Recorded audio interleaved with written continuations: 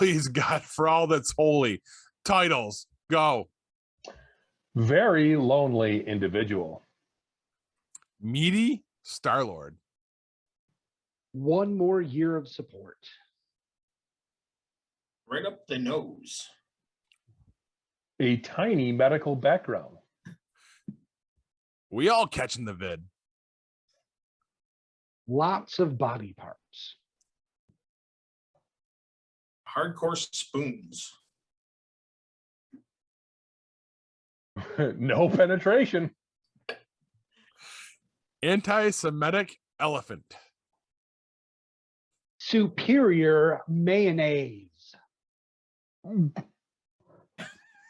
I got bosom buddies. All right, let's do this. Warning. What you are about to hear contains explicit language, adult themes, and potentially disturbing content. The views and opinions expressed are those of the hosts and do not reflect the opinions of anyone else, anywhere, ever, in the history of the world. This podcast is intended for an immature audience and should not be listened to by anyone, anywhere, ever, in the history of the world. You know, fuck it. You've been warned. Hello, welcome to this week's edition of Geek Pod. I'm your host, Paul. I'm Hugh. Corbs. I'm Kevin. Guys, what's got you geeked? Well, you know, it's been rough for me lately since I have Dr. Hugh level luck, apparently.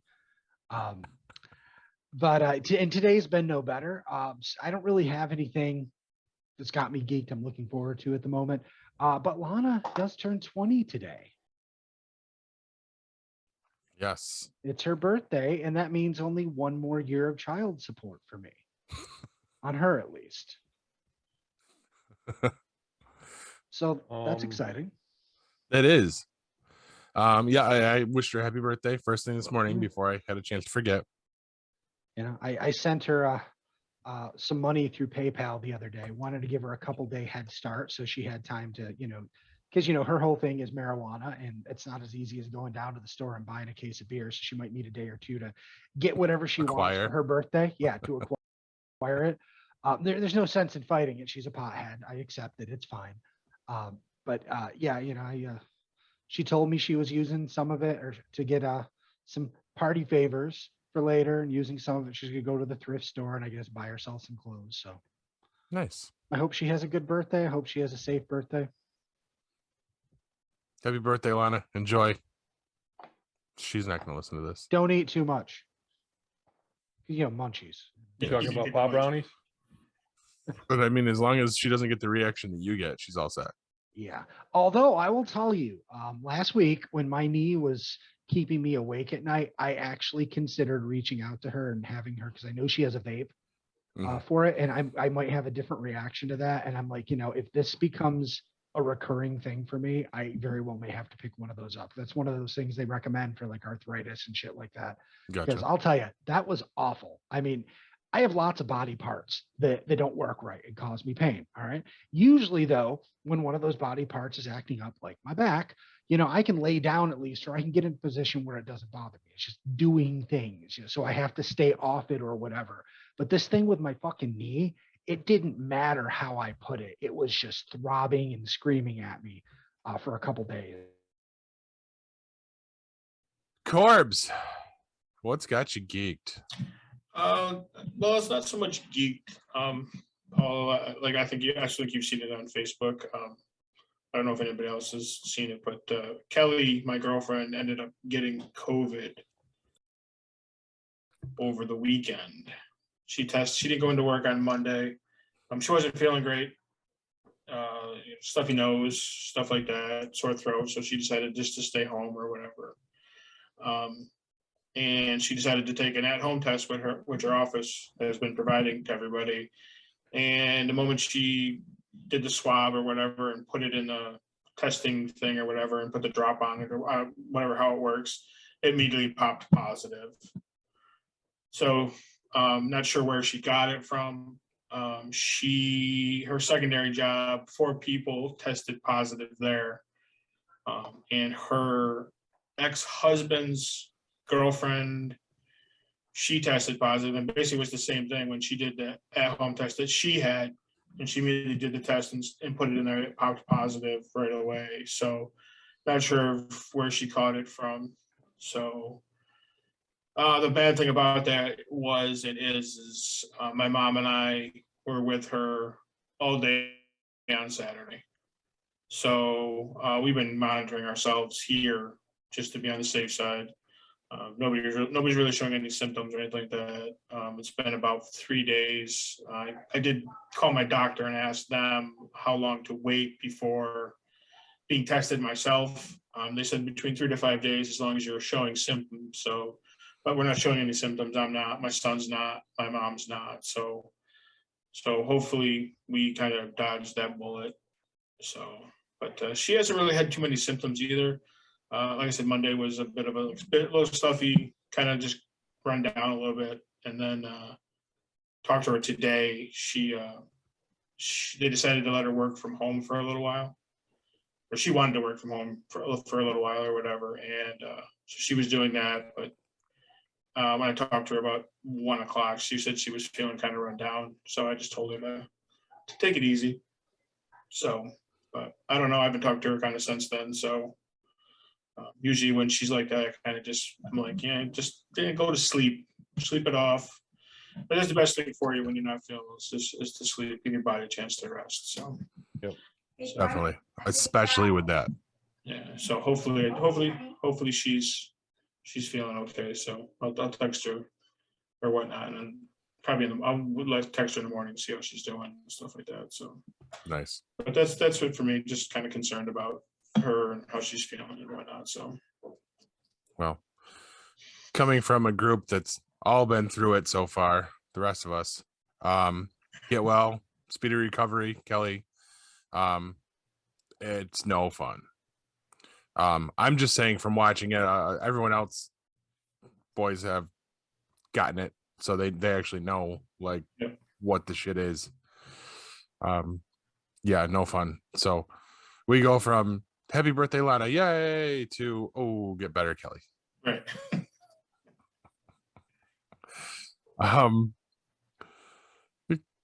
Kev, what's got you geeked? Snowmobile season. Cold's finally here. Snow's finally here. Yay. Fuck everybody that doesn't like the snow. Move.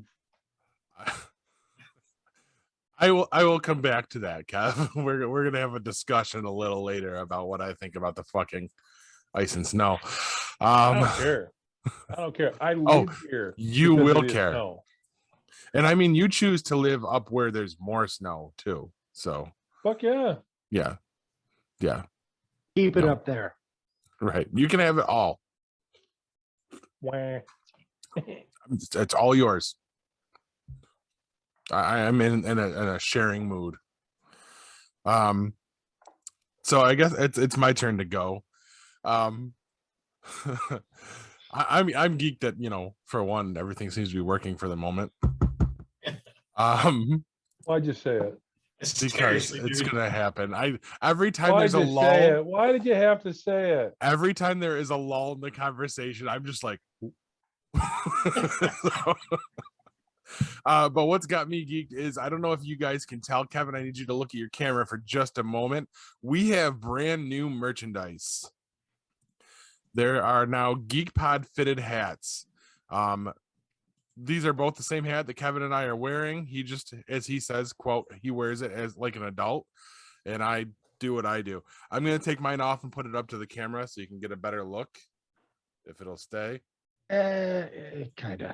Yeah, I'm kinda. just glad you didn't call it merch like a 17-year-old YouTube influencer. Oh, he's fucking 12, so it's right up his alley. So if you guys want to get our new Geek Pod merch, no, I'm just kidding. It's not for sale yet. These are literally the first run that Kevin and I have. We're working with a great local company called Fully Promoted. Angelo has been awesome. They ran into a little bit of trouble doing the back for me, and they were great about it. They were very, very, very good about communication and letting us know what's up and And these are flex fits. These are nice hats. Yes, Oh, very yeah. nice hats. Very nice. We're talking about doing differences for the future runs. Maybe a little bit of a color change for the hats themselves. We're gonna do some adjustable hats. I'm thinking beanies next for the winter. Oh, there you go. Yeah. Toques. What? Up here in the north, we call them toques. Oh, Tukes. Dukes. I thought he said Dukes. I'm like, wait a minute, you can't. The no. mayonnaise, that's my favorite mayonnaise. That is pretty good mayonnaise, but It is good yeah. mayonnaise. Duke's Mayo. But yeah, I'm super excited. I mean, we talked about these a month or two ago when it was just in the planning stages, and we just got them. What, 24 hours ago, Kev? Yeah, I picked mine up Tuesday night. Yeah. Oh my God, they're so nice. I was so freaking excited to get them. And they look great. I mean, it's hard to tell from here, but I mean, you did a real nice job. Yeah, nice job with the embroidery. Phenomenal. And the green really pops on the logo. These are embroidered. They're not. It's not an adhesive. It's not a. It's not a patch. These are embroidered on the hat. So this is. They're not an inexpensive hat, and they're very well done. And I'm really glad they're done locally. Yes. Yeah. But that is the other thing you guys need to know is if anyone does want them, and I am setting up an avenue to get orders in. If you do want them, they are not going to be cheap, like $15 hats. We're probably looking for these flex fit ones like these, probably in the $40 range. But we'll get all that figured out. I mean, yeah, it's really just because there's going to be so limited numbers. I mean, it's not like we can buy 1,000 of them. Right. Yes. Yeah. If we could work in bulk, it would probably bring the price down, but we can't do that. So if you want cheaper hats, tell your friends. Yes, and make them buy hats. Yes. There you go. All right. And next up, guys, what are you playing? Don't really have a lot to talk about. That whole crossover with Odyssey and Valhalla got me playing Odyssey again, and I've just kind of been cruising around and hitting question marks that I haven't been to before. It's weird because I have all these new games and I'm going back and playing an old game just because that got me, I remember how much I loved it. So just spending some time there before I move on again. All right. And same with me, like I was talking about last week, I'm playing Guardians of the Galaxy, and I was hoping, Hugh, you would fire it up so we could have a discussion about it. I didn't know if we were going to work something out where we all played it at the same time, so I haven't touched it because we didn't touch base about it. Gotcha. Well, there isn't all of us. I did try to talk Corbs into buying it last week, so I don't know where that went. No. It didn't go anywhere. Yeah. I'm 3 chapters in, just so you know, Hugh. And I'm digging it, and the controls remind me a lot of Jedi Fallen Order. I haven't played that. Oh, okay. But I'm also thinking about restarting because I realized that I've already missed a bunch of the skin unlocks in the first 3 chapters. So you don't start with skin? That's so gross. Yeah, it's just meaty Star-Lord, I guess. Do you have Jedi Fallen Order? I do. Physically or digitally? Physically. I would love to play that. All right, I think I can make that happen. No rush. I've got plenty on my plate at the moment. Right. Same but here. I've got a stack like this. Yeah. I've thought about buying it several times, and the only thing that stopped. It's good. The only thing that stopped me is I keep reading that the difficulty is uneven, and it goes from being, oh, this is good to play, to like ridiculously fucking hard in certain sections. It can get nasty in parts. And I think I had it throttled down because I actually just wanted to be able to get through it. So, Kev, what are you playing, buddy? Same old. All the same olds? Yep. Nice. Settlers on the computer, and what the hell is it called? Kingdom Rush on the iPhone, and Dead Trigger 2 on the Android phone. Nice. All at the same time? Sometimes, you know what? I'll be honest. I'll sit here and watch Settlers, just seeing it, watch it finishing whatever it's doing, and I'll just fire up something else. Nice. Play a game while I'm waiting for my game to play out, I guess. Play a game while you're playing your game. That works.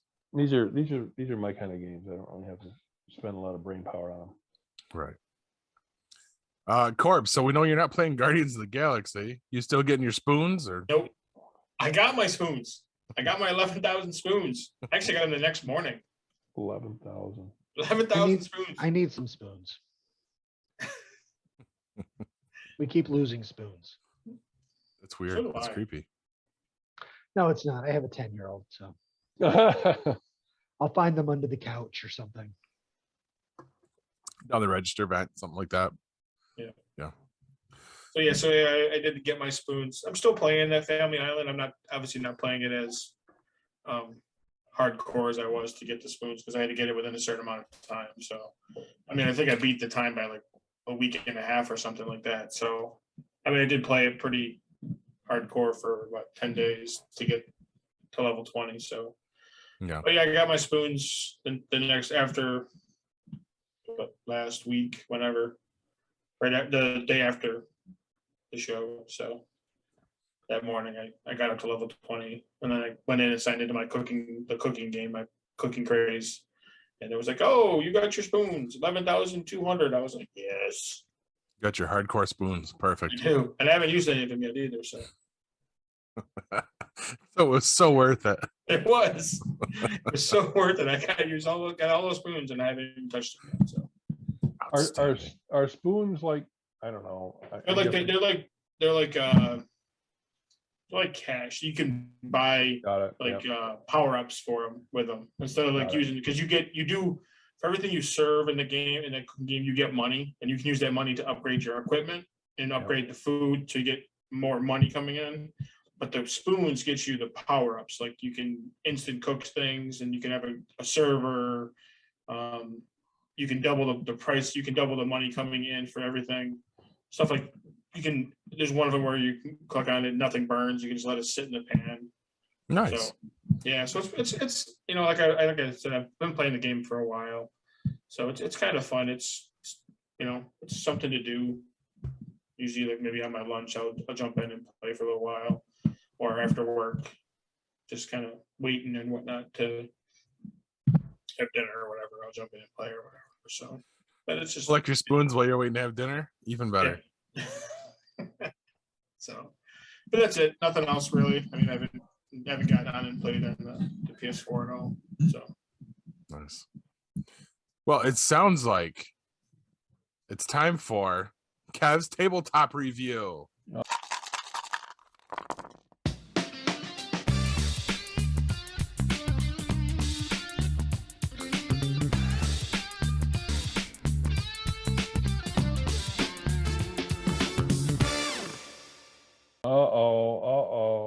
Yeah, I had to do another one.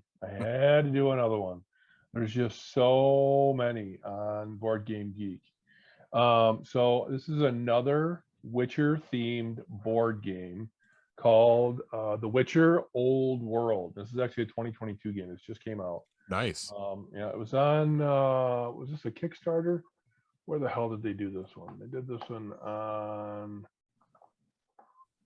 one of those, Kickstarter or something like that, where they started it.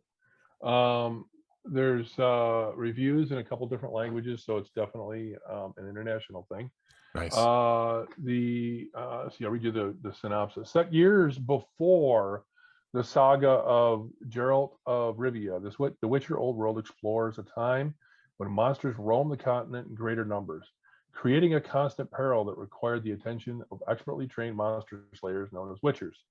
5 competing schools trained their adepts through brutal regimes, and once fully prepared, these now recognized Witchers set off to explore the land, seeking trouble and adventures and helping others for coin. So follows the idea that the show brings forward. I'm sure it's also true to the game somewhat. Not sure how true it is to the book. I haven't really read through the entire description and all the reviews, so I'm not really sure how it follows the books. But it does seem like it's geared towards folks that have been watching the show on Netflix. Some details. Got a 7.9 out of 10 on Board Game Geek. 234 ratings, 269 comments. It says 1 to 5 players, but later on it says 2 to 5 players. I'm not really sure 1 to 5 is appropriate. I don't really know how you'd play the game solo. Nothing I could find showed me anything about how you'd play it solo. Being a board game, you'd have to be a very lonely individual to want to try to play a board game solo, I think. But I'm sure there's people out there. 90 to 150 minute playtime, ages 14 plus. And the weight is 2.48 out of 5. So just below middle rating, median rating for the game difficulty. So probably encompasses quite a few different player types and styles. Really, really nice looking design on the board and all the pieces. The monsters look like, and there's actually figurines. I think they're plastic, but there's actually figurines for all the different monsters, the wyvern and what did I see? I saw a bunch of different ones named.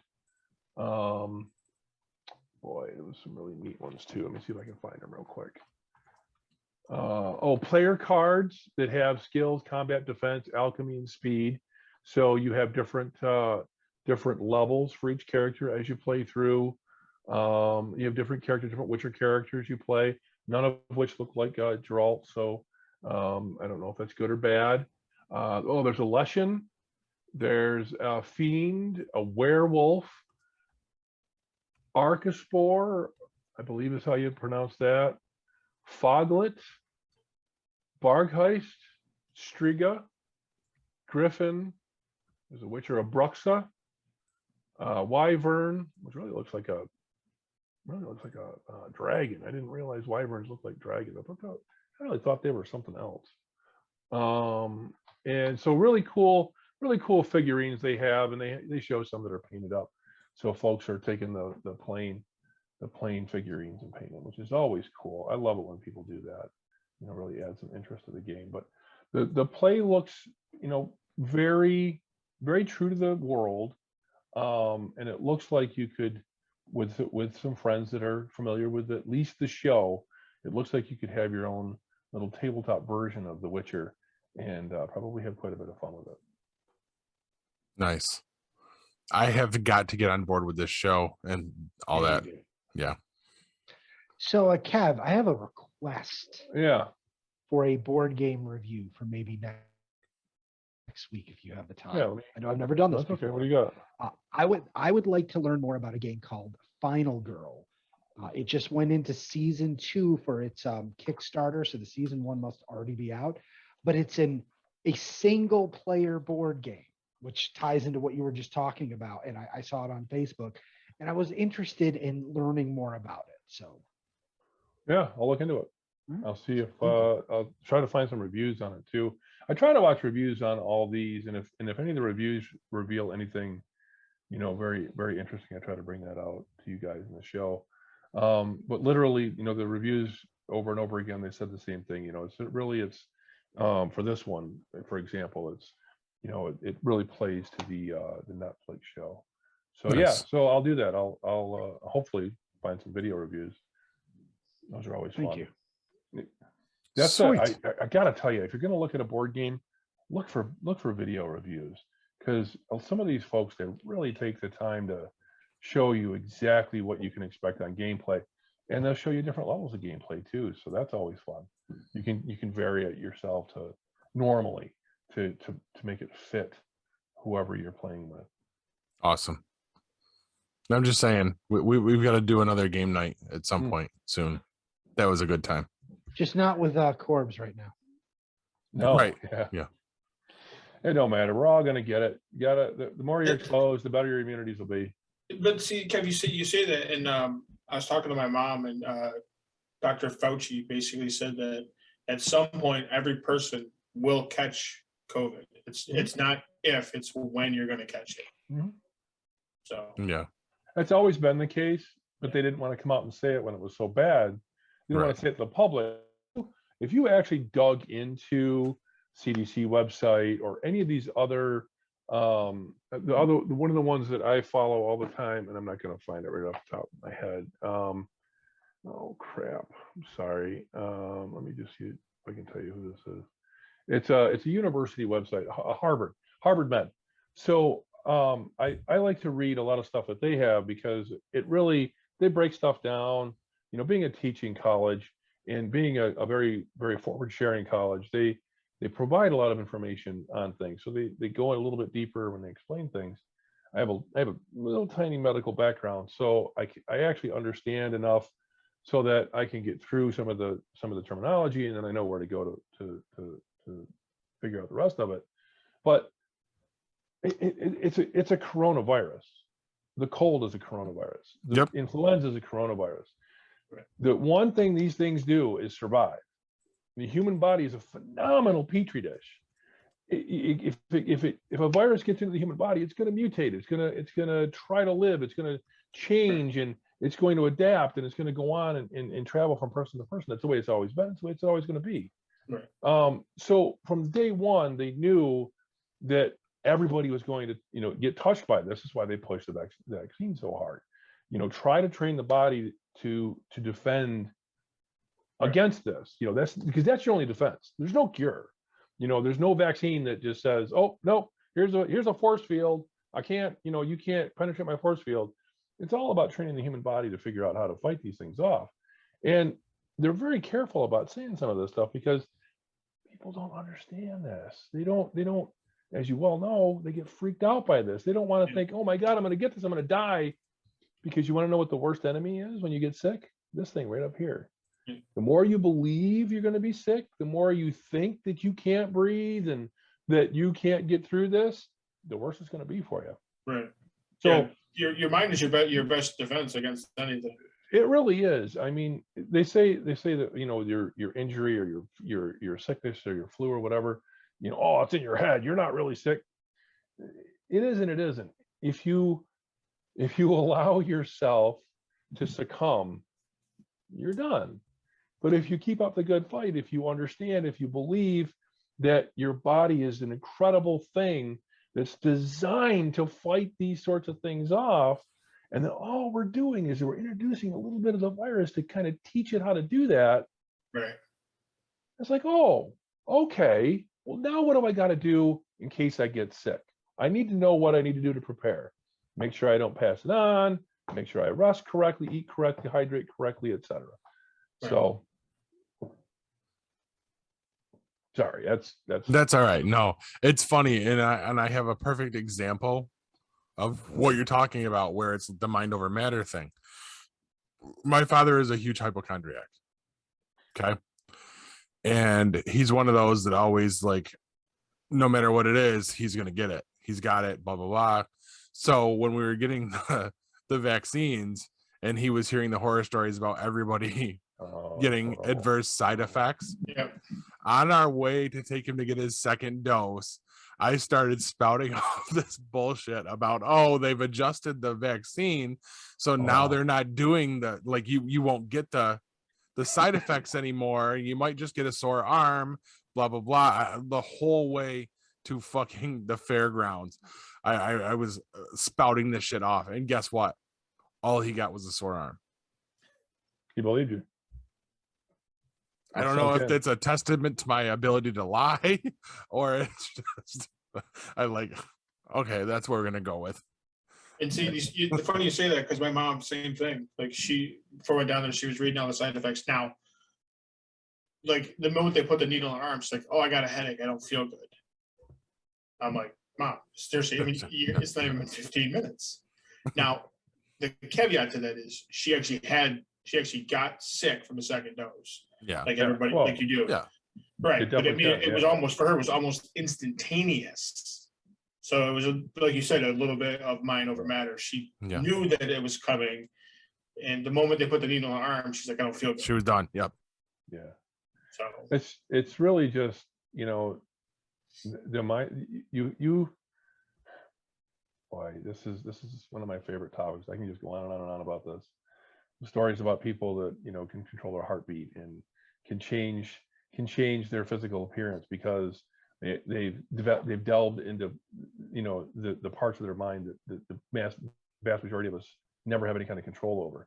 There's an amazing device between our ears that we know nothing about. and it has the ability Especially. to control every aspect of our bodies. And if we believe that we have a cold, guess what? You're going to have a cold, whether you have the virus or not. Yeah, go ahead. Get off this topic. Go on to something else. Yeah, I Thank think you, what Dr. Kev. I think what he's trying to say is, here's a good time for us to head off to commercial. Why don't we take a quick break and we will be back with Hugh's news. Stick with us, guys. Looking for the hottest new comic on the shelf or a key back issue to complete your run? How about that rare statue or action figure that you've scoured the internet looking for? Come to Collectibles Galore. Located in North Syracuse with ample off-street parking, Collectibles Galore has a huge selection of comics, toys, and rare pop culture items you won't find anywhere else. Comics Galore is always buying comics and toys and will give you the fairest price for your collection. New customers get 15% off their first purchase in store. Collectibles Galore for all of your pop culture needs. Stop in and see for yourself why Collectibles Galore is the king of comics.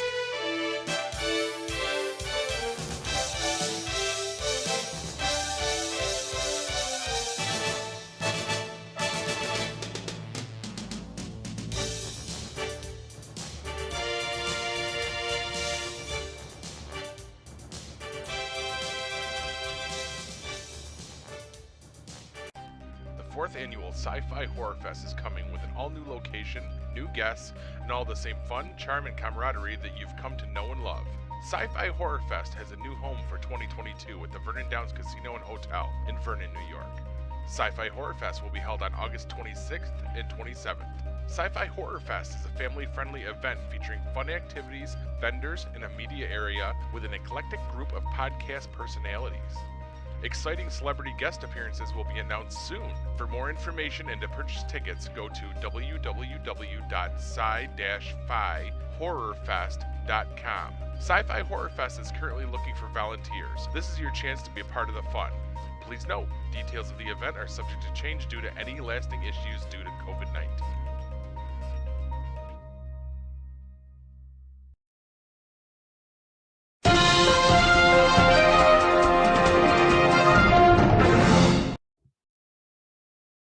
Now, before you hire a news anchor who delivers the bit like his morning alarm clock sound is the theme to My Little Pony Friendship is Magic, and clearly does not possess the dark heart that beats with the black viscous blood of a man who's seen so much stupidity, he agrees we should burn it all down with righteous fire and rage because there's no fixing it.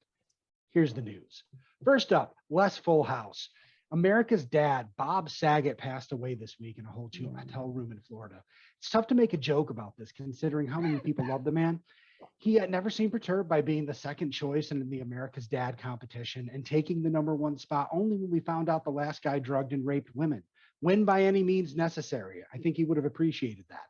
At this time, there's no foul play suspected and signs point to a heart attack. He was 65, the same age as Walt Disney when he died. Not that that has any relevance here. Next up, Chasing Mandy. Screen Rant reports that the Book of Boba Fett's post-premiere demand is not as strong as The Mandalorian's. Not that it's doing bad. It's still doing very well, but the demand as they measure it was 75% higher for The Mandalorian. Maybe this has something to do with the lack of a cute CGI character able to be marketed to kids. Now, personally, I think the show has been fantastic. It's a fascinating look into the life of a character I knew very little about. Now, I am sure that somewhere there's some guy in his office, which is the desk right next to his bed, wearing a Han Shot First t-shirt he had custom made locally because they don't come in 8X, hammering away at his keyboard about how this is the most sacrilegious thing to happen to Star Wars ever. To him, I say, hear that? It's your mom. Your 2 boxes of Hot Pockets are done. Go have your after-dinner snack and let the adults enjoy this amazing piece of television history. And finally, in what is obviously the most important news of the week, Donkey in your house. Johnny Knoxville of Jackass fame has been verified as an entrant in this year's Royal Rumble. The Rumble is my personal favorite of the yearly pay-per-views. I mean, premium live events. It centers around a 30-man or woman match where entrants are eliminated by being thrown over the top rope and both feet hitting the floor. Knoxville announced his intent and then earned the spot last week on SmackDown. This is clearly promotion for the upcoming Jackass Forever, which releases in theaters on February 4th. The missed opportunity here is that had Bam Margera not got himself kicked off the movie, we could have seen The Rock give Bam the rock bottom while at rock bottom, because he will do anything for money. And that's the news, kids. Now, I was going to do something in honor of Bob Saget by giving my own personal Geek Pod themed version of the world's dirtiest joke that he was known for, The Aristocrats. However, in attempting to craft that nastiest of stories, I became very uncomfortable at the awful things I was coming up with. Things like Paul wrapping Kev's mustache around his dick and fucking a hole in his face, or him pulling my nutsack up the front of my body and wrapping it over my head so I looked like a giant, hairy, unshelled peanut with legs. Yeah, you were the dad in the joke, Paul. I realized this was one bit I could not write for fear of it haunting my nightmares. So instead, I will leave you with a public service announcement. Don't ever happen to mention in a group chat that you haven't seen Jumanji. It will lead to a flurry of responses so fast and furious, it will sound like you just changed the chat room topic to come show it goal. Paul? In other news, Alfred Hitchcock was frightened of eggs. Back to you, Corbs. Oh, God. Okay. You're right there, Kev? I'm glad I don't have to follow that. Oh. All right. So I guess I gotta follow that.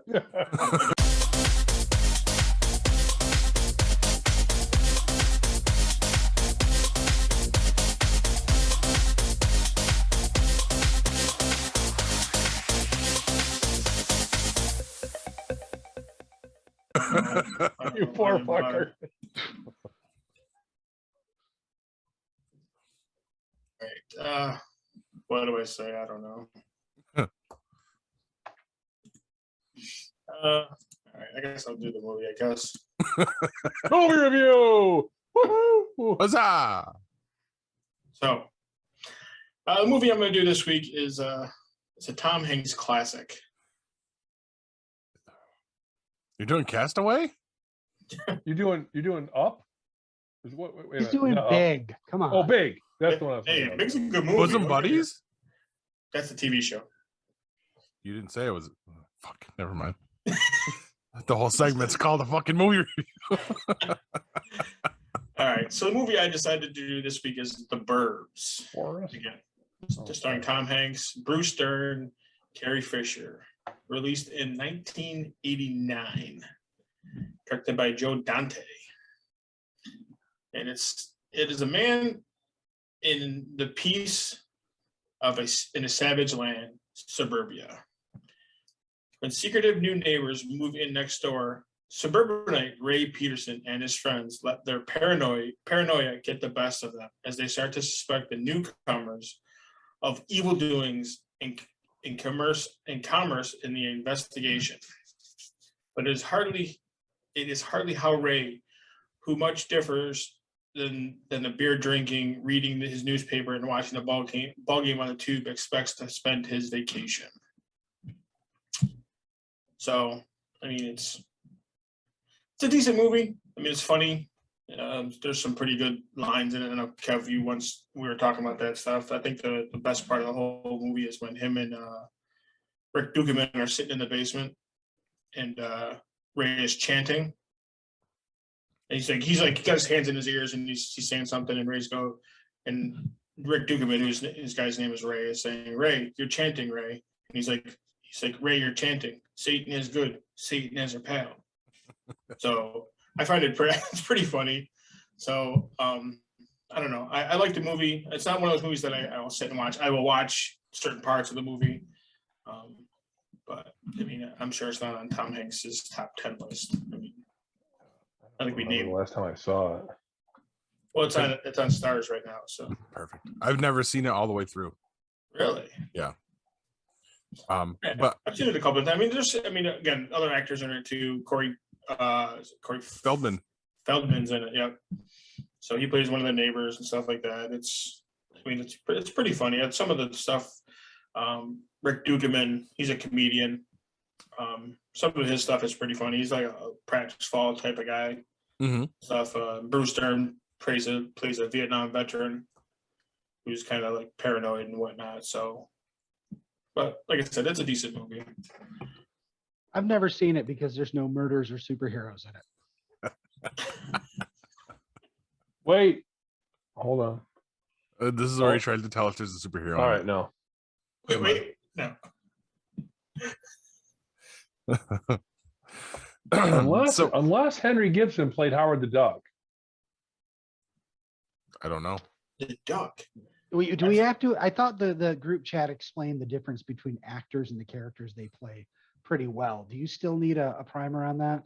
Listen, superheroes are fake. If you're not going to identify the actor as a superhero, then what good is it? That doesn't even make sense. Especially since, like a couple of weeks ago, he was very angry about even the idea of Santa Claus not being real. Santa Claus is real. Just saying. Yeah. You knock it off. Yeah, but Just I don't believe that Mel Gibson, who played Santa Claus in that movie, is actually Santa Claus in every movie he's in. That's the argument Kevin's making. No, not necessarily. But Mel Gibson does do a representative example of what Santa Claus might be. Yeah. Some people see Mel Gibson as Santa Claus. Some people see him as the Road Warrior. Some people see him as the cop there from whatever the hell that movie was. Lethal Weapon. The cop there. Not sure how that helps the argument, but whatever. I'm Okay, just but saying. hang on. Did you know that the very first bomb dropped by the Allies in the Berlin War during World War II killed the only elephant in the Berlin Zoo? You just took one of my random I don't give a facts fuck. from my list. Oh, Stick great. to your You guys own are going to shit. fight over this shit now? Yeah, we Why are. did they kill the elephant? What did he do? They didn't mean to. That's It the was idea. a German elephant, and it was World War II. It's an It was all like, anti-Semitic Are elephant. you trying to say that not? Oh, the elephant was a Nazi. Okay. Have you not seen how they always raise their trunks? And I'm the one that's nuts here. Okay, kids. Corbs, what do you give the Burbs? You didn't mention that part. Two stars. Yeah. Holy shit. So for once, you agree with Roger Ebert. Wow. He had this to say. Before you go there, I gotta say that actually is surprising because he's got like what, a 1 in 5 chance on every single one of these, and we've done how many reviews? Right. That's yeah. And this is the first time they've matched up. Yeah. That I can remember anyway. I can't. I wouldn't tell you. I can't tell you. I don't listen to the episodes. So. Right. You also probably don't listen to me reading off these reviews. No. No, I don't. I don't either. Right out. That's usually when I clip my nails. Speaking of nails, fingernails grow 4 times faster than toenails. You got some competition up in here, Paul. This started last week, man. He found a website too. So Ebert says the Burbs tries to position itself somewhere between Beetlejuice and the Twilight Zone, but it lacks the dementia of the first and the wicked intelligence of the second, and turns instead into a long, shaggy dog story. It's about a group of nosy neighbors who grow concerned when a strange new family moves into their neighborhood and settles into a crumbling Gothic house that seems as out of place in the split-level suburbs as a tarantula on an angel food cake. What the fuck is he talking about? Okay. Who are these people? They're never seen in the daylight, but at night their basement windows flash and crackle with giant discharges of electricity, and sometimes they can be seen out in their backyard digging holes. I remember that. For what? Corpses? Loot? They're like the Addams family, ghoulish and aloof. They look like they were born under rocks and have never seen the light of day. It would be wrong to say the neighbors are annoyed. Actually, they seem cheered by this sinister visitation in their midst. It gives them something to think about other than mowing the lawn or walking the dog. By Hugh. The hero of the film, Ray Peterson, played by Tom Hanks. I gotta go find my toenail clipper. has started his vacation just as the story begins.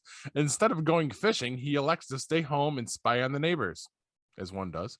His wife, played by Carrie Fisher, thinks this is childish behavior, but his neighbors, Bruce Dern and Rick Dukeman.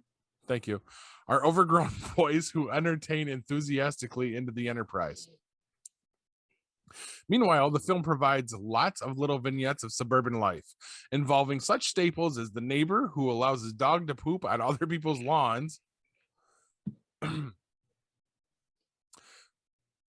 and the housewife who likes to do her yard work in the briefest of halter tops. None of this material is as funny as it might have been, partly because it seems recycled out of fairly ancient ideas of what the suburbs are really like. I kept expecting to see Dennis the Menace or Mr. Wilson wandering down the street. The movie was directed by Joe Dante, who contributed that eerie segment to the Twilight Zone movie in which the people in an isolated farmhouse all seem to coexist in a comic book dimension. They were the original Toons. This time, with a related idea at feature length, he seems to have run out of inspiration. One of the things he could have exploited was the very falseness of the suburban sets he uses. The street he shoots on may, for all I know, actually exist somewhere, but it looks for all the world like that permanent small town set they drive you through on the Universal tour. It's hard to put your finger on exactly what's missing from this movie.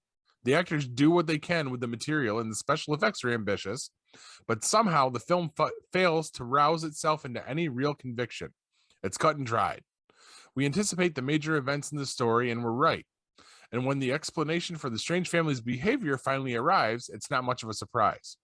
That family is led, by the way, by a small, pale, fish-faced doctor played by Henry Gibson, the Oscar nominee from Nashville. Watching him in the final scenes of the movie, I realized his character was more interesting than the suburbanites we've been following all along. Maybe that's what the movie was missing, a comic inversion to undermine all of our expectations. What if the typical suburbanites had all been undernourished geeks and the sinister new family had moved in looking all American? Only asking. That's it. That's it. You know, he could have just said it's like the episode of Roseanne where the Muslims move in across the street, but 3 times longer. The end. Was that episode out when this was written? I have no fucking idea. Perfect.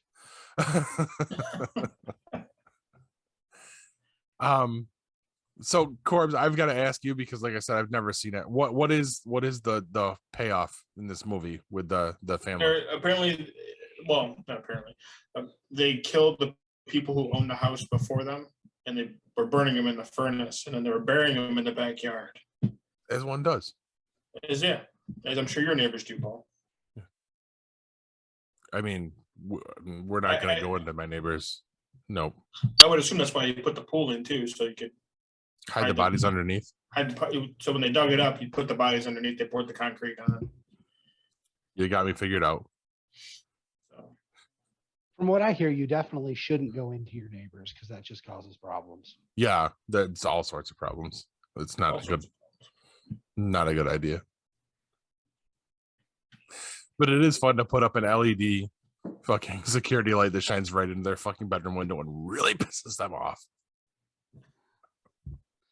What kind of douchebag would do that? It works better when you can actually see my hand.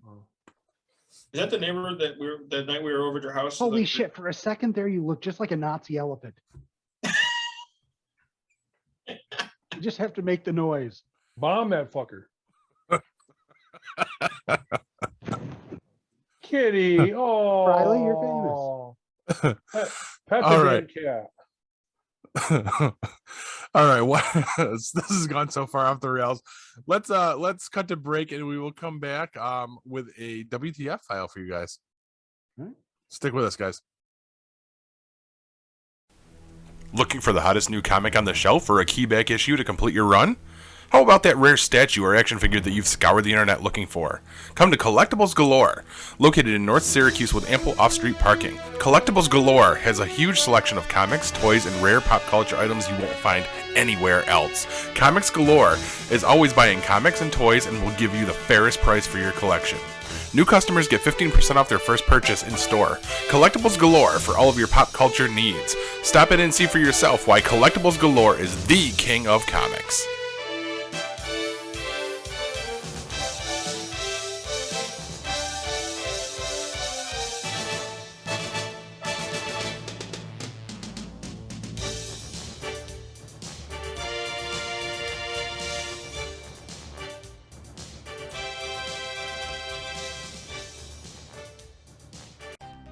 4th annual Sci-Fi Horror Fest is coming with an all-new location, new guests, and all the same fun, charm, and camaraderie that you've come to know and love. Sci-Fi Horror Fest has a new home for 2022 at the Vernon Downs Casino and Hotel in Vernon, New York. Sci-Fi Horror Fest will be held on August 26th and 27th. Sci-Fi Horror Fest is a family-friendly event featuring fun activities, vendors, and a media area with an eclectic group of podcast personalities. Exciting celebrity guest appearances will be announced soon. For more information and to purchase tickets, go to www.sci-fi-horrorfest.com. Sci-Fi Horror Fest is currently looking for volunteers. This is your chance to be a part of the fun. Please note, details of the event are subject to change due to any lasting issues due to COVID-19.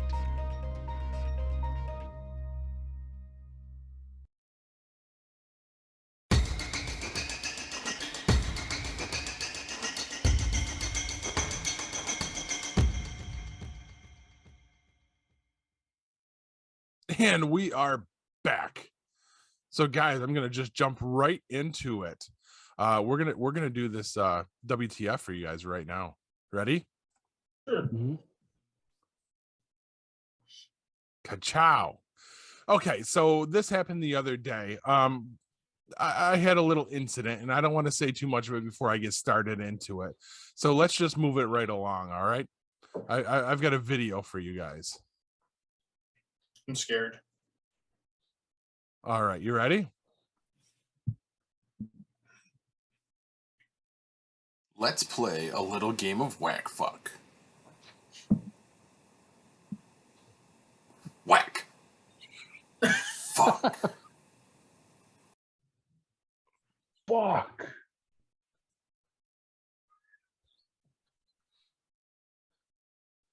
How'd that feel? I couldn't stretch it out, that's for sure.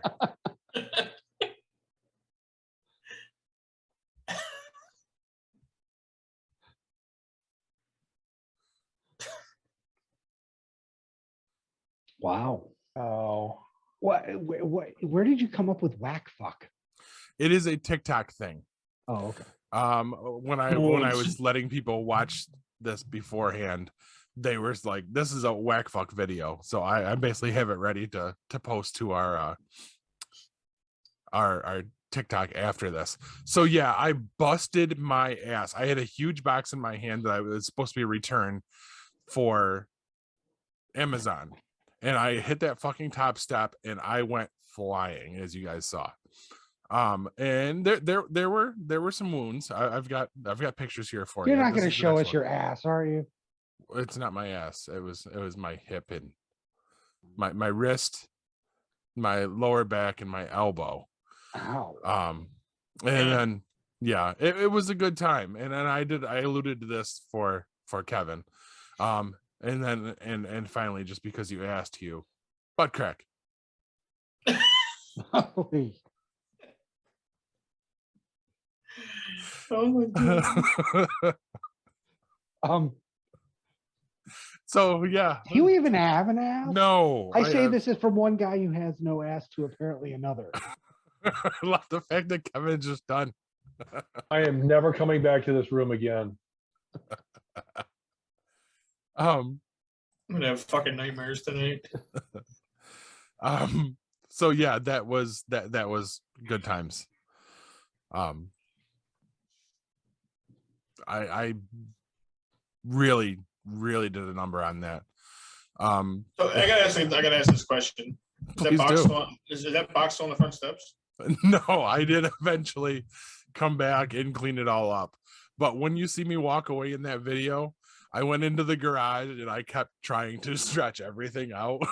Like, that was just, yeah, that was not. And I think when I did the audio captioning on the video for you guys, I think I stepped on the fact that while I'm sitting on the ground, I go, oh, fucker. Can you like throw the Benny Hill theme song over the top of that? I thought about it, but we'll definitely get dinged for that. That's not in public domain yet. Damn it. No, unfortunately. So yeah, that was my WTF file for the week, guys. The best part is when I did come in the house and chew out the whole family for not coming to my assistance, Kristen and I, the first thing that was said was, I bet you that got caught on the ring. And we had to scramble to find it. So that was Nice. it. That's a good wife right there. You're right. All right. So moving on. Guys, what have you been watching? I've got to ask you guys, has anyone here watched Making a Murderer? Okay. It's older, right? It's on Netflix. Well, they just had a second season. They I had a don't know new how, season relatively recently. I don't Okay. know. Here's the thing. About a week ago, I was scrolling through looking for something to watch, and I saw The Staircase, which is another true crime show. I started Okay. watching that one. Yes. Okay. And I that got me hooked. So when that was done, I'm like, I've heard so much about Making a Murderer. So I decided I was going to jump down the rabbit hole. Holy crap. I'm not going to go into details and stretch anything out here. But if you like that kind of thing, or even if you don't, maybe, it is shocking some of the shit you're going to see in this. And I'm getting near the end of the second season and just mind blowing what, I mean, again, I might get to the end and find out the guy's, completely guilty and did everything. But right now, it just like, it scares me to ever be involved with the police in any way, shape, or form. Some of the links, and I know that's not all of them, but, you don't hear about this because, I'm aware of this show, but I've never heard any of the details of this case, and it's fucking terrifying. Mm-hmm. So Yeah. definitely worth checking out. Watch the movie on Amazon, and Kevin, you'll appreciate this because you're always talking about how Amazon Video just throws a recommendation up there and you watch it. That happened to us this week with a movie called The Return. It stars one of the guys from CW's The 100. I forget who he is, but it's kind of a ghost story. Sort of. It's a supernatural type thing. It's a horror movie, but I will tell you this: near the end, it moves into a different genre, sort of. And the ending of the movie, I am so impressed with this because any other director on the face of the planet would have gone further, would have done more with it. It ends abruptly, but perfect. And I've seen abrupt endings, and a lot of times they leave you wanting a little bit more. This was one of the rare cases where a filmmaker ended the movie at exactly the right time, according to the story. So it fit into the narrative. It had to end that way, and they were smart enough to hold back and do it. And it's a good movie. I was blown away by it. Finally, The Eternals is out today on Disney Plus. Started watching that, got through about half of it.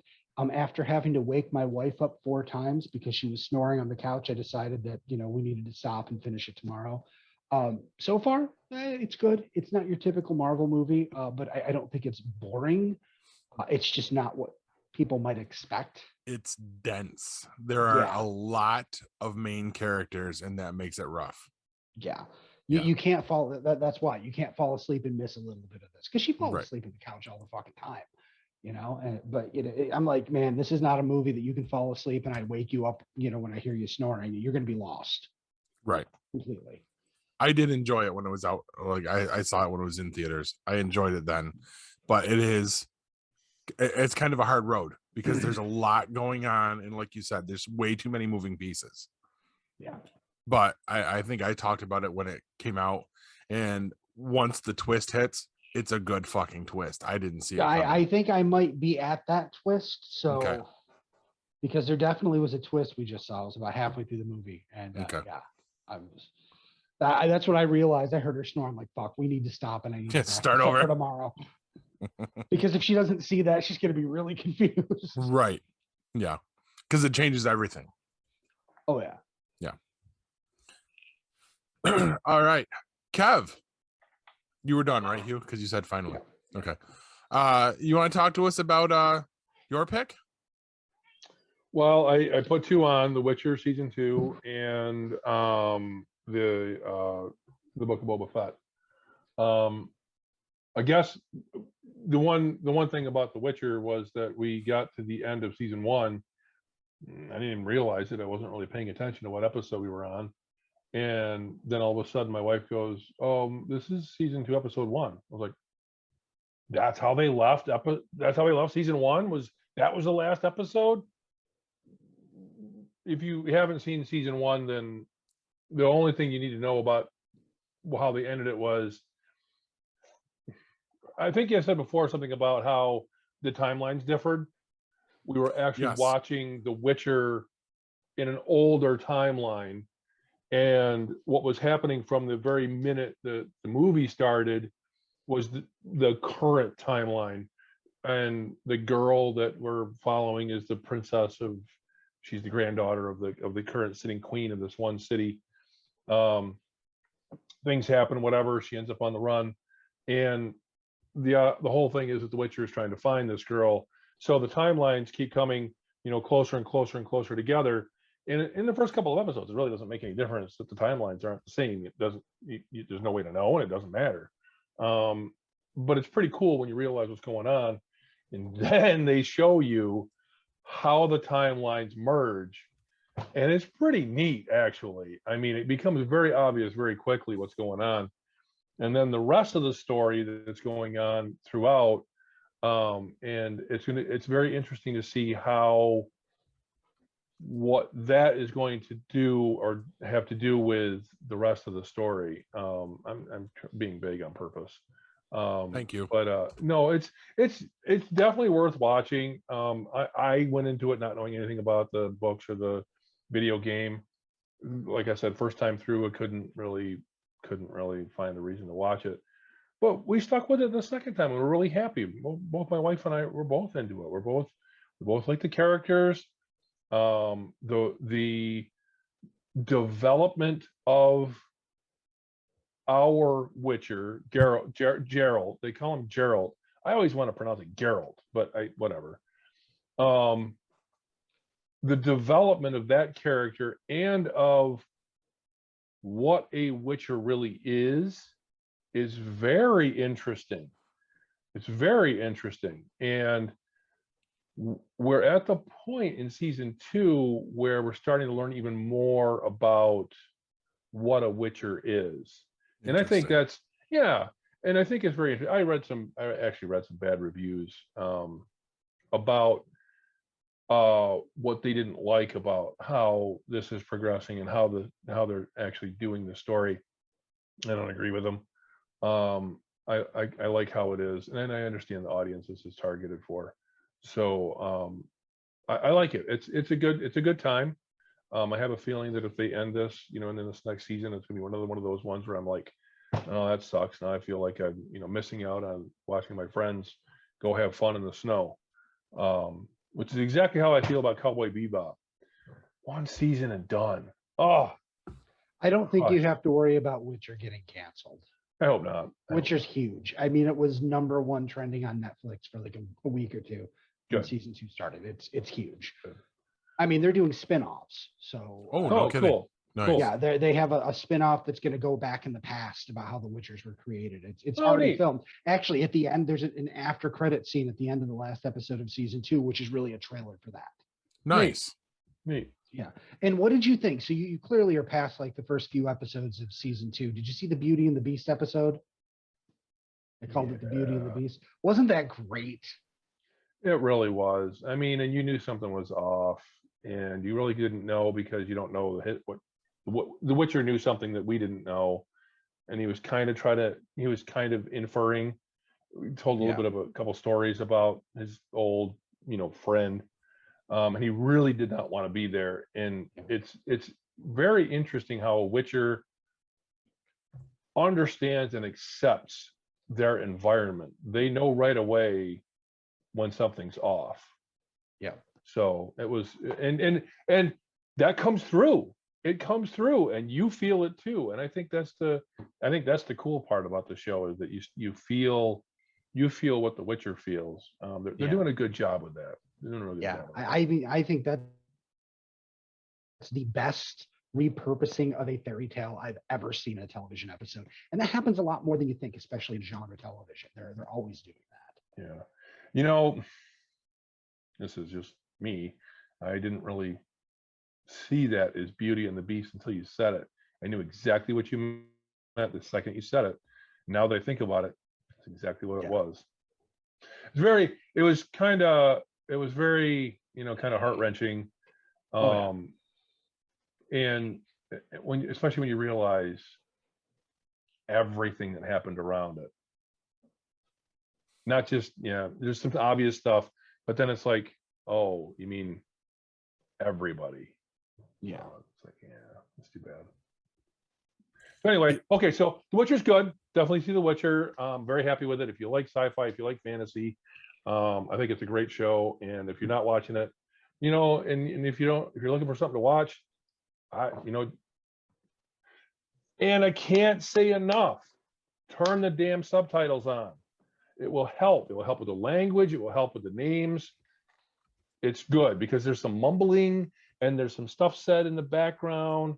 Even if you don't like subtitles, turn them on. Trust me, it'll help. And then the Book of Boba Fett. So we're caught up. The wife and I just watched the most recent one before this show. And I have to admit that I've been watching every episode twice up to this one. I haven't seen this one twice yet, but I will. It's not like The Mandalorian where I'd watch it, then I'd watch it again, then I'd watch it again before the next show, then I'd watch that and the next one and the next one. I mean, The Mandalorian I watched over and over and over again. I probably saw every episode 7 or 8 times or more. But it's good. It's interesting, and I don't think this is going to be a spoiler whether you've been watching the show or not. I absolutely love what the Boba Fett, Book of Boba Fett, what they're doing with continuing the story about the Tuscan Raiders. Mhm. Yes.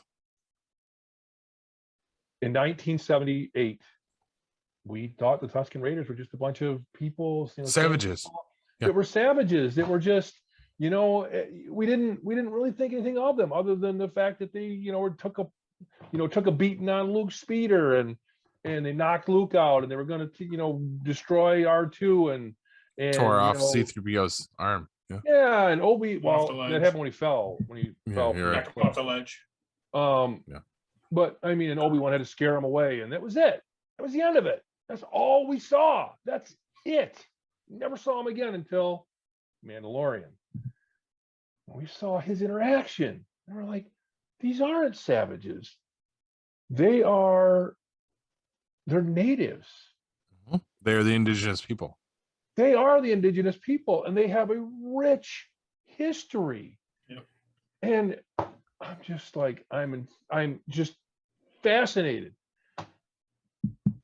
I can't say anything about today's episode. I feel like, because some people are mad that, he took off his mask. He's supposed to be a bounty hunter and maybe he's a bad guy. What I like is that I don't know what he was like before. Maybe he was a complete dickhead when he captured Han Solo. Maybe he was just a guy doing a job, but they're showing a redemptive type arc with the Tuscan Raiders, which can explain why he is at least when we see him in the current timeline, a more fair and balanced person. Right. Yeah. So, which I think is super clever because they could have just started off with him being, oh yeah, he was always like that, but Han was just a job. Well, maybe he also learned something too because he goes through some shit. Yes, definitely. If I don't know, have you ever watched any of the animated stuff, animated Star Wars stuff? Clone Wars develops Boba Fett as a young boy. So that develops the character that we then originally see in Empire Strikes Back. Okay, so his development is really, he watched the Jedi take his father's head, for God's sake, and so that's where he started. He's like, oh wow, Jedi bad. I got nothing.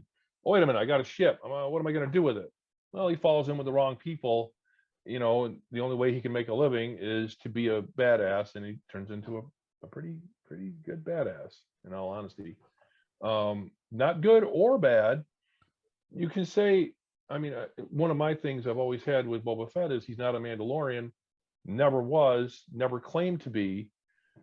But by the same token, you could also say he's as chaotic neutral as a Mandalorian is. Okay. They have no loyalties, good or bad. Their only purpose is their own. This is true. Right? So, okay, he's a bounty hunter and he might have done bad things for money, but I'm going to tell you right now, fucking Mandalorians are doing shit for money that may or may not be good or bad. They're not questioning the bounty. They're just, well, up to a certain point. We did the whole fucking story of Mandalorian is back to question the bounty. But all the rest of them before that. So what really differentiates Boba Fett from the Mandalorian we've come to know? In all honesty, we only know one. We know Very some true. stories. We know some backstories about a few of them.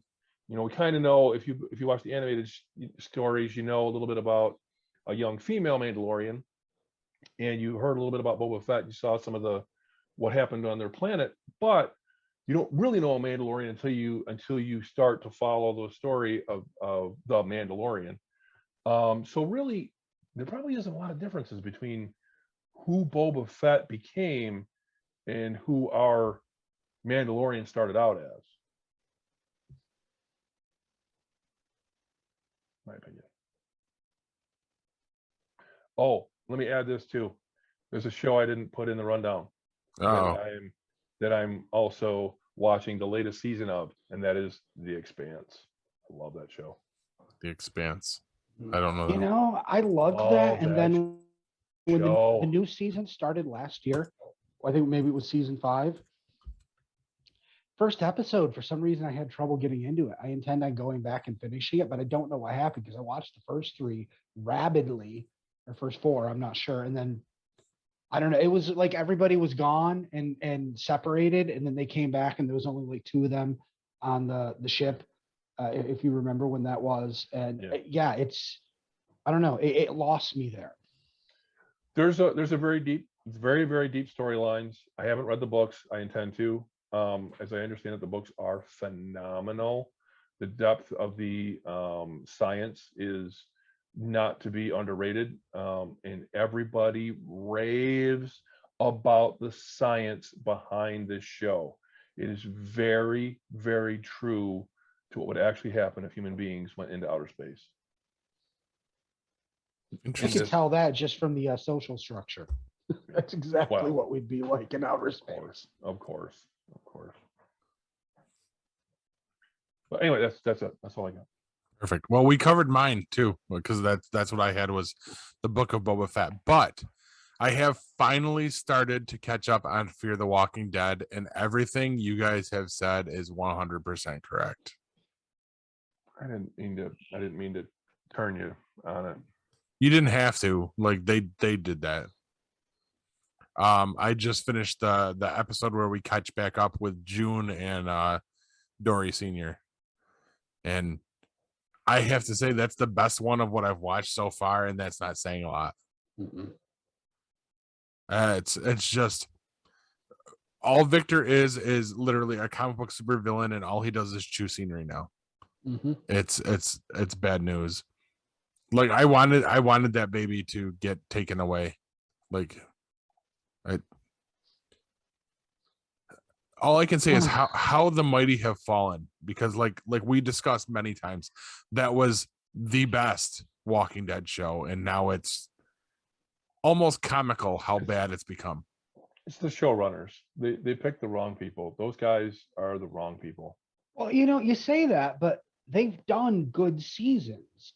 The last couple seasons were pretty good. It was it's this current season where they're still running the show, but something's clearly different. Yeah. It was just a really bad idea. And I don't know if they're trying to recover from that bad idea, but like there's no coming back from what they've done. There's just no way that they could be in the position they're in after what happened. There's no way. They'd be dead. Yeah. Well, You've only got a couple days. You've only got a couple days after being that close to an impact of a nuclear warhead. You've only got a few days. That's it. And I mean, some of the choices they're making, like when Grace is in her freak out mode and she whips her fucking mask off, like right out there, and it's just like, you're dead. How are we still doing this through the rest of the episode? Like you donezo. I mean, I'm not saying the rest of the show isn't, a stretch, right? Okay, the dead are walking. All right, well, that's God. Let's hope to fucking God that never really happens. Certainly hasn't happened up to this point. So we're going to say that's pretty well an impossibility. And then there's a bunch of other things that they've kind of pushed the boundaries on. Okay, fine, but they really crossed the line on this. They're doing something that it's just not. It's not. There's no possibility of reality in what they're doing. You do know you just jinxed us, Kev. Right. What do you mean? What do you They're mean? You gonna- jinxed us. They're gonna give you the whole hold my beer thing and really go. Yeah, you said It doesn't matter. We gave it up. We're not watching it. We didn't finish the series, the season. We didn't finish it. Probably won't. And now Walking Dead's coming back, and I'm questioning whether or not I'm going to watch that. Wow, it really poisoned the well for you. I mean, what's the sense? There's almost no reason to continue because the comic book, again, never read it, but I understand what happened. They told the story, they played the game up until the day he said, I'm done. They're doing something completely different with the television show. They're making it so bad that they're driving viewers away so they don't have to end it. So that they'll just say, oh, well, we're not going to do it anymore because nobody wants to watch it. But then there's things like World Beyond, which was fucking phenomenal. Couldn't stand it. Could not stand it. But you also said you couldn't stand Witcher at first. I got through quite a few episodes of World Beyond, and I got pretty goddamn sick of the 12-year-old sub PG rating of that fucking show. Okay, I'll give you that. If you have a distaste for basically what the characters are and everything, you're not going to be able to get through it. It wasn't the fact that they were kids. It's just that they got through event after event after event after event after event, and they never had to kill a fucking walker. What? That changes. I'll tell you that. That does change. There is development. Yeah. They shouldn't have And got that's as far part as of the they story. did. You'll understand more if you keep going. will I probably hate try to be one of rewatch those it. people, but yeah. I'll probably try to rewatch it, but I'm telling you right now, it's going to be a struggle. Something you might have to consider with that show that you don't with the other ones is it was envisioned as a 2-season show. That's why they didn't try to stretch it out. So that's one story told over 2 seasons, unlike the Walking Dead and Fear the Walking Dead, where they kind of make it up every year and figure out where they're going to go. They knew point A to point B. So they took a lot of time with development. And Paul's right. This is one of those situations where by the end, it does all make sense. And it was constructed that way very well. You're supposed to kind of feel the way you're feeling about those characters at first. Yeah, because I did too throughout season 1. Well, I was like, seriously? Like, none of them are going to kill anything. Like, come on. But yes, yeah. Well, I struggled through the beginning of Fear, and nobody liked the beginning of Fear. I agree. So, I liked it. I did. Well, I hated that. I hated the original cast. what I liked about it was that it was from a different viewpoint. Yeah, And that it exactly. seemed like it was real people. You know what I Yes. mean? Until it got a little weird. Then they had to get rid of all those people, and they brought in some comic book characters. And then I liked it again. I really liked it. All right. Corbs, what do you got for us for midstream? What are you watching, buddy? I finished season 4 of Cobra Kai. Nice. So Another I one liked has it. yet to start. I liked it. It's pretty cool. It's based off the Karate Kid. The first Karate Kid, not the but they intertwine all the characters from 1 and 2 so far. Yeah. So far. Basically all the ones with Daniel. Yeah. Yeah, and I think it actually a little bit of the third one. Oh, really? Yeah, with what's his name? Terry Silver, the other guy from Cobra Kai. He's in this season. He comes back in the season. So, but Danny and Johnny team up and try to teach karate to students together. So that's the whole premise of, and they're trying to fight against Cobra Kai. which is the karate school that Johnny used Right. to belong to, type of thing. So it's, I mean, it was decent. You can see where season 5 is going. So I think they already said season 5 is already approved. So Oh, I believe it because that's huge for Yeah. Netflix too. Every time I see a commercial for that, I think that every one of those motherfuckers is, thank God I have a job now. I totally Yes. did not expect this to happen. oh yeah, I don't disagree with that. I mean, up until, well, actually, to be honest with you, Johnny Lawrence Williams Rebecca has an Oscar. Wait, he Really? won an Oscar? Yeah, for a short film. Nice. Yeah. I did not know that. So, but obviously, I mean, fucking Ralph Macchio, he's really done nothing since Karate Kid. Can't pay your bills with an Oscar either. No, I mean, if you sell it, you might get a month or two. who's gonna buy it? Definitely on our watch Other list. than somebody who hasn't won one. I'd buy somebody's Oscar, knock that fucking nameplate off, and have a new one made. That's So, but it's a nice, it's a good show. It's only half-hour episodes, so it's not Nice. too long. I was able to watch I think 6 episodes in a night, and then finish it up the next day, type of thing. So awesome. Oh, Not your too your bad. Oscar would say best operation of a Zoom meeting. Not tonight. best director. of a I Zoom get meeting. my vote. Not tonight. Best director in keeping the rails from not falling off. Oh wait, nope. Most in need of replacement by AI. I mean, if that would work, I'd be all about it. I'm okay with this. Do we got anything else, or are we ready for me to drop some wisdom nuggets? Hey man, I got something for you. Uh-oh. More Monopoly money is printed in a year than real money. I believe that. I'm happy Wow. to hear that. His delivery is even like yours. This is eerie. The intonation matches. That's awesome. I'm digging it. I've got to admit, he has my blessing on this one. I love it. All right, let's wrap this fucking train wreck up. So, guys, I got a question for you for my wisdom nugget this time, and I don't really expect an answer. What's If- rhetorical? Yes.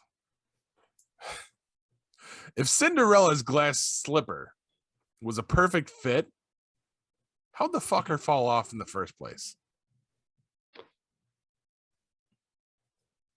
It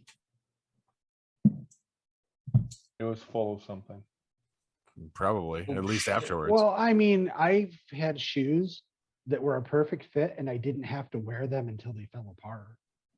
Shoes come off. They're designed that way. And she was running, so maybe your foot compresses a little bit, so it gets a little loose, type of thing. Remember the rhetorical thing? Especially in high heels. If you're running in heels, your heel would definitely come out of that fucker. Do you guys want to end this fucking show or not? We so, got, so much for that rhetorical question. we got new titles. You waited too long. Seriously, you paused for 5 minutes. I was trying not to laugh through it. And on that didn't note, work. guys, mega like me, bitches.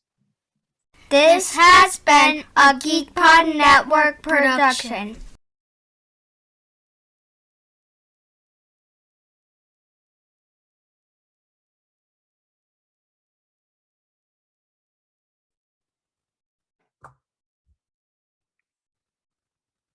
Fuck. What? Gouge no joke. Oh, Gouge is no Paul just joke. froze. Oh, wait. I'm No, he's back. unfroze now. Yay. Now I he's was on. just about to stop the recording. All I heard was